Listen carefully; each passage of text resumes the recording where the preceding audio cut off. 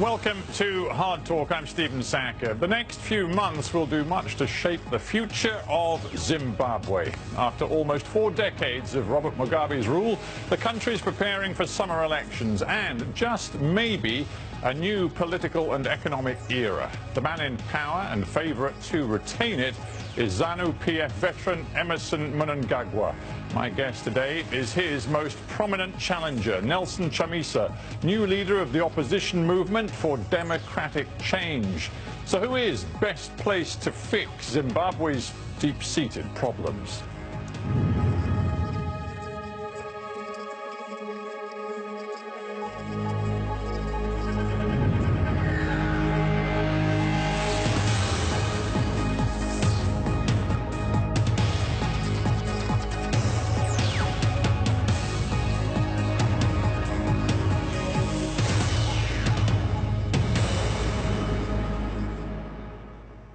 Nelson Chamisa, welcome to Hard Talk.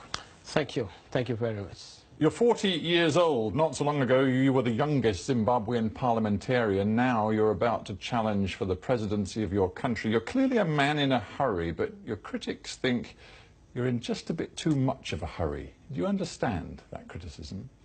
Well, I'm a man on a mission, a man who is willing to change the face of politics, not just in Zimbabwe, but on the African continent. I'm a Democrat. I'm a revolutionary. I believe in the transformational promise, and this is why I'm willing to take up the challenge, no matter how big.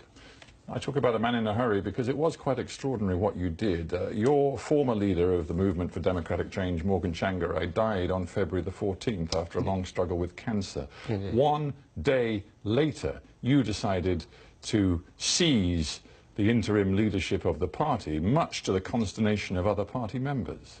Nature has a vacuum. After the death of our icon, a great revolutionary on the African continent, the face of change in Zimbabwe, we had to make sure that within the confines of constitutionalism, rule of law, the party constitution, we kick in to provide leadership because we have such... But there is a thing in decency, respectfulness for a man who's just passed and for his family and for a feeling that the party as a whole needed a pause. Indeed. And yet you wouldn't pause. There was a pause, and of course what we did was within the constitution to then do it much way after. In fact, it was 2 weeks after the demise of our president that we had to have the internal processes that then gave way to a democratic outcome in terms of who should then be leading the movement for democratic change. Well, you make it all sound so simple. The Chronicle newspaper in Bulawayo, and Bulawayo, of course, is a stronghold of the opposition in Zimbabwe. The editorial in that paper said that we are appalled by Chamisa's lust for power and the disrespect he's shown to his leader by angling for his position just a day after his death. Well, they must be appalled because they are rooting for the ruling party. They support the ruling party. They would want to see the opposition in disarray. They would want to see us in 6s and 7s. We have not given them a chance. What we want to have in Zimbabwe is to have Zimbabweans having a real chance to fight for democracy, to have an alternative, and to have the birth of a new order. But there is disarray. That's the problem. There's disarray because at the time of his death, Morgan Tsvangirai had 3 different deputies, of whom you were one. Yeah. But one of the others, who was a long-standing vice president of the party, Toko Kupe, she was so infuriated by your grab for the reins of power that she refused to accept it, and now she's running as an alternative MDC leader with her own team, her own platform, and a determination to destroy you. The build-up of democracy is that we must have the more the merrier. And the fact that she has decided to walk away is actually something that is regrettable, but something that has not shaken the base. But you say we wanted to avoid disarray. You haven't avoided disarray, have you? In fact, you've made the chaos inside your party something of a standing joke. Which is the most popular alliance. You know, you go across the whole country in Zimbabwe, the mood is just electric. The electricity, the momentum is unbelievable. Well, we'll talk about that, your message and how it's being received in the country. But let's just for a moment longer stick with the politics of your party. Indeed. You say it was all constitutional. We did it by the book. Indeed. I doubt that there's any rule book in your party which suggests that young thugs should physically intimidate people inside your party that have a different view of who should be leader, but that's what's been happening. Well, we have had challenges, and must say that the challenges are as a result of the DNA, the default setting in the politics of our country, where violence has been a major issue. We are trying to deal with it. You're supposed to be different. In fact, this is what I'm dealing with as a new leader, as a new face. Well, if you're dealing with it, do tell me then what has happened to these young men who surrounded Toko Kupe at the funeral in the same village where the funeral was taking place of Morgan Tsvangirai. She was forced to take shelter in a hut, and as the local reporting suggests, there were young men who tried to set that hut alight. And as far as she was concerned, it was an attempt on her life, and these people responsible for that action were supporters of yours.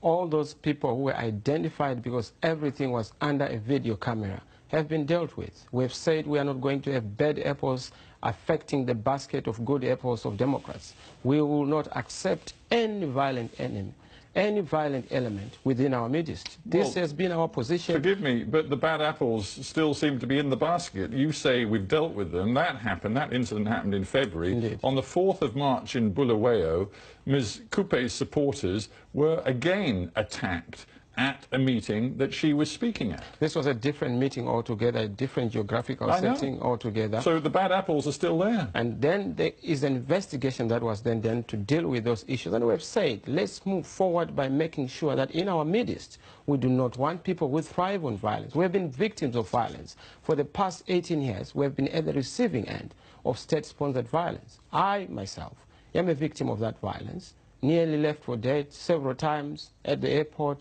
in the various circumstances, but I've said we cannot use violence to transact politics in a new dispensation. I suppose the danger is that some of your supporters have picked up habits, perhaps even tips, from the way in which ZANU-PF and Mugabe's people ran Zimbabwe for so many years. In other words, there are bad habits that have been formed in Zimbabwe, and your party now seems to have taken some of them on board itself. I can tell you that the movement for democratic change is a happy family of Democrats.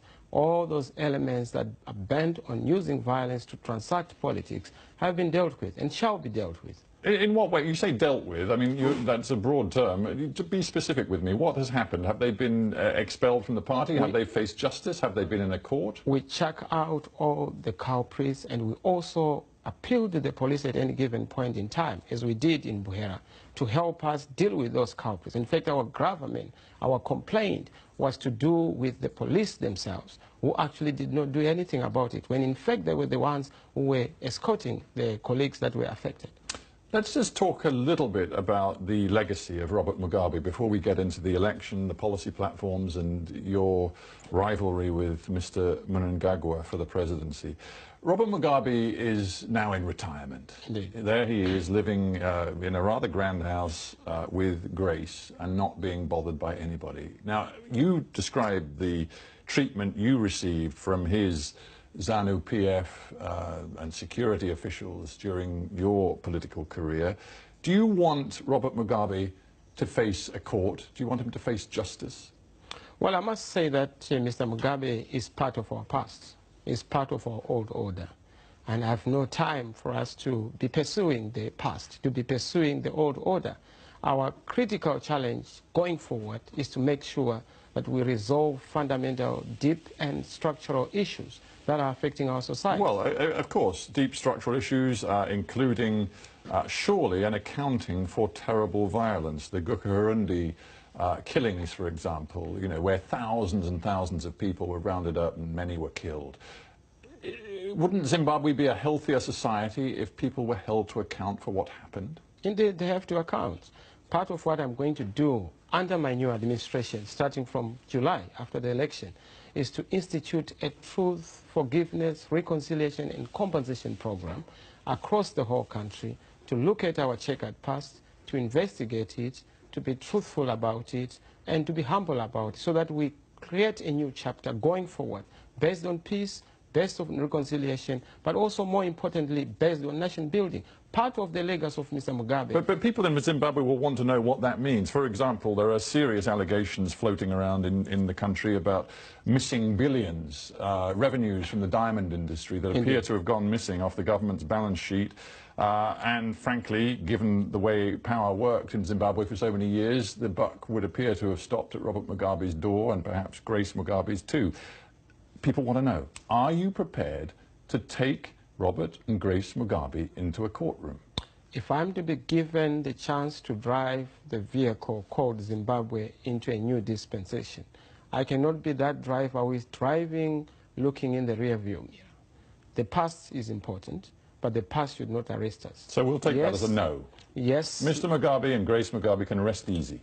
Let us look at Mr. Mugabe's contributions, his omissions and commissions. Let's say where he has had omissions, we are ready to correct, to repair, and of course we need to make sure that those who were affected are compensated so that there's proper national healing going forward. Yes. I suppose nobody would dispute that what Zimbabwe needs right now is mature, responsible, wise leadership. Indeed.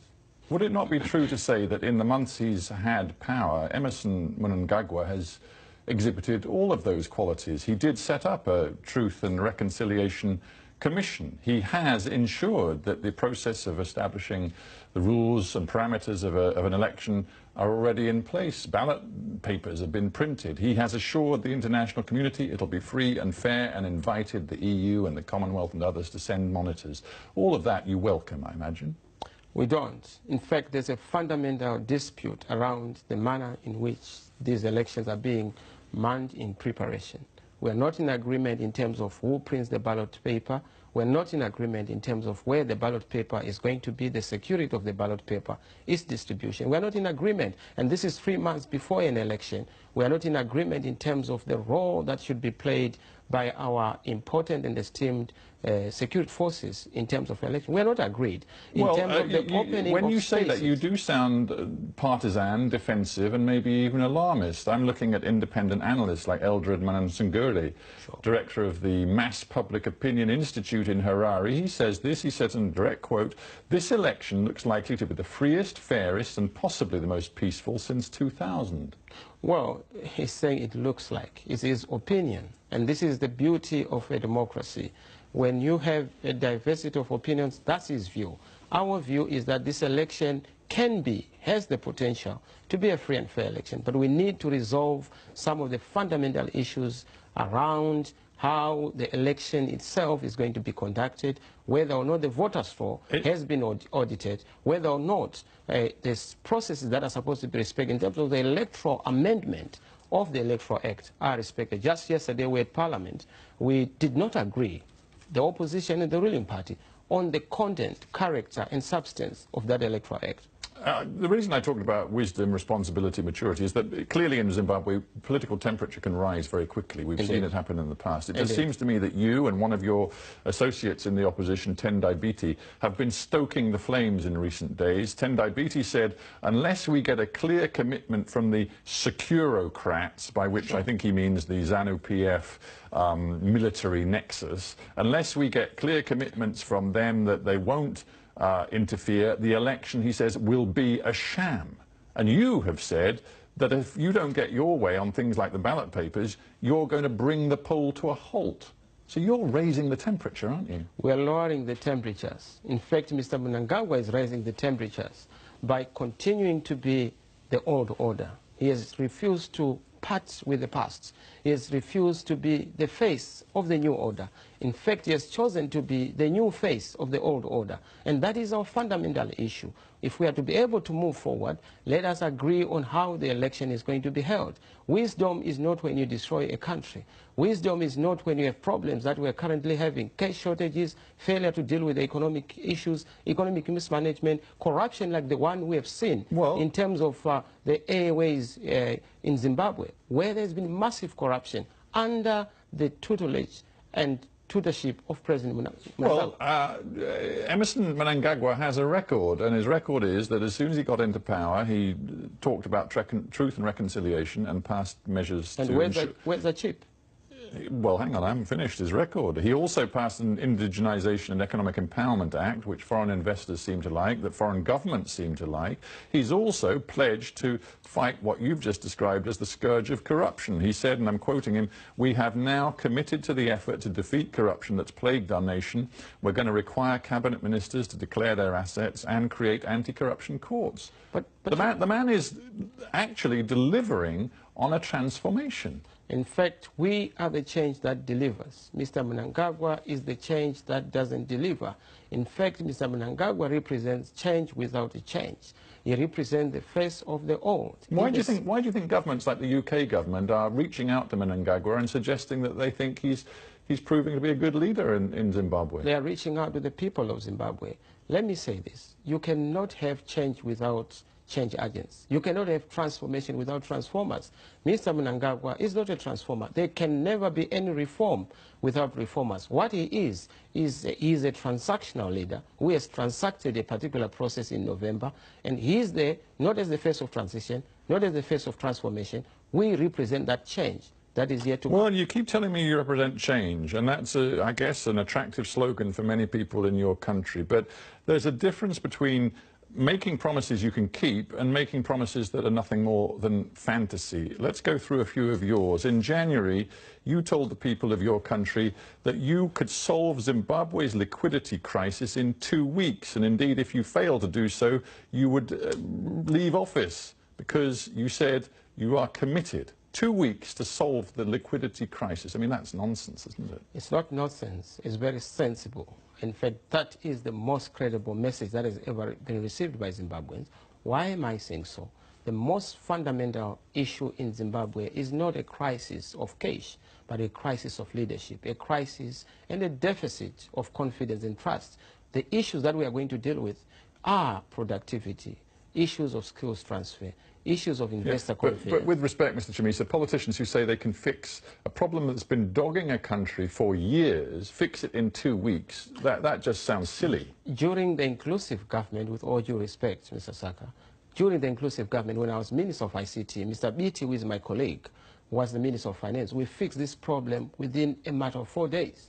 There was cash across the board in all the banks. So it's not just a question of hyperbole, it's not just a question of political promises. We know our competence, we have a track record, we can be trusted, we can deliver, and we will deliver. Well, it reminds me of the promise you made to party supporters in Chinhoyi, saying you're going to build a bullet train from Bulawayo to Harare. You said that under your tutelage, this infrastructure will allow people to travel from the one city to the other in 35 minutes.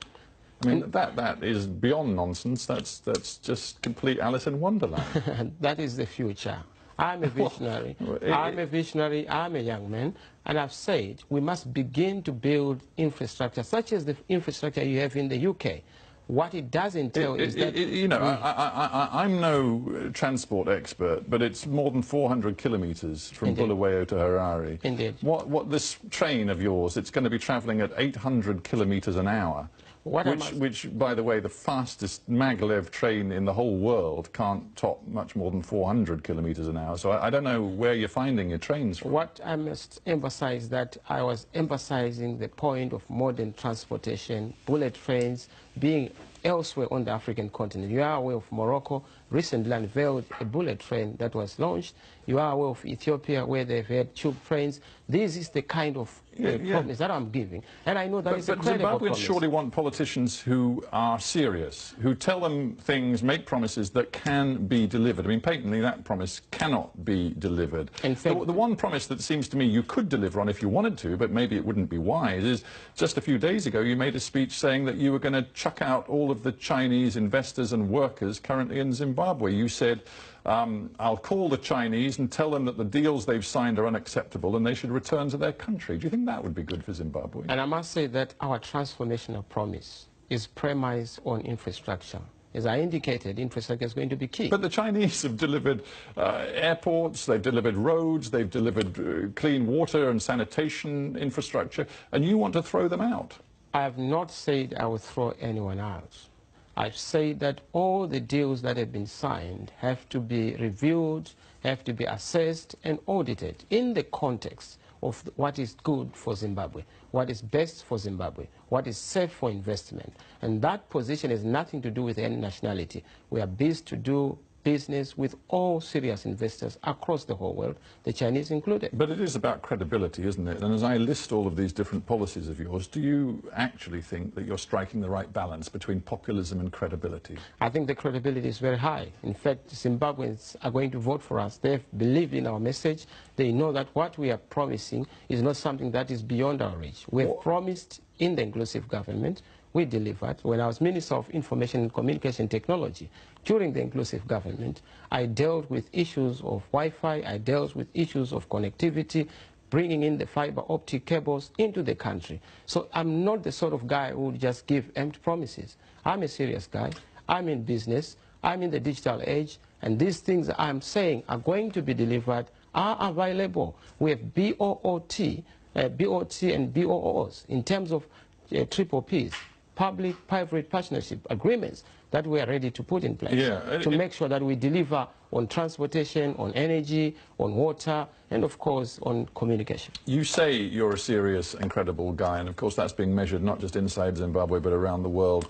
You went at the end of last year to Washington, D.C., and a lot of serious questions were raised about your behavior in Washington, D.C. You did see some senior people on Capitol Hill, some Congress people, but you also claimed that you'd seen Donald Trump. You claimed you had a conversation with him in which you said he asked you how much you needed to move the country forward. You told him $15 billion, and he said to you that he would provide the money if you won the election. That was not true, was it?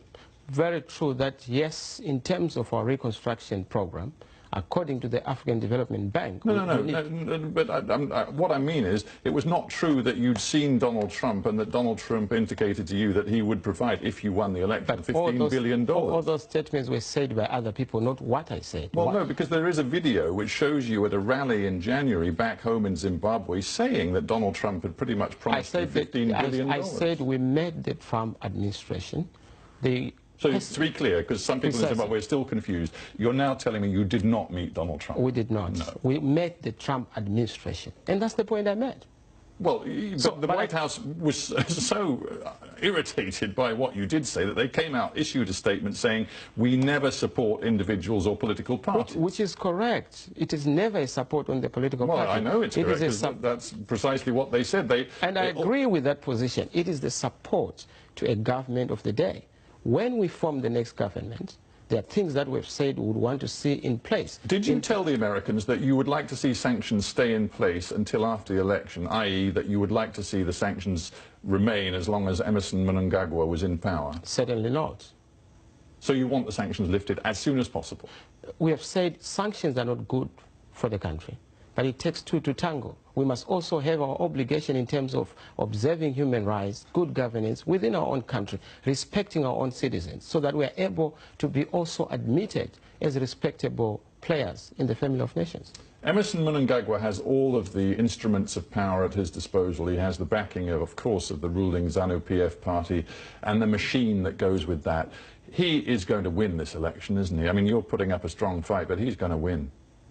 I don't know where you're getting this. He's going to lose this election. I'm getting, I suppose, a feel from talking to people in Zimbabwe, reading the press, that ZANU-PF, because Mugabe and Grace Mugabe are now off the scene, still commands the loyalty of the people of Zimbabwe. So, but Mr. Mugabe is not Mnangagwa. Mr. Mnangagwa is coming in with a completely fractured party. He has his own part of the party, but clearly he will not win this election. I will defeat President Mnangagwa in this election. Let us go to the election. This is a very crucial election, just like the 1980 independence election. It's actually the old versus the new. It's an election between the bad versus the good. And I can tell you that next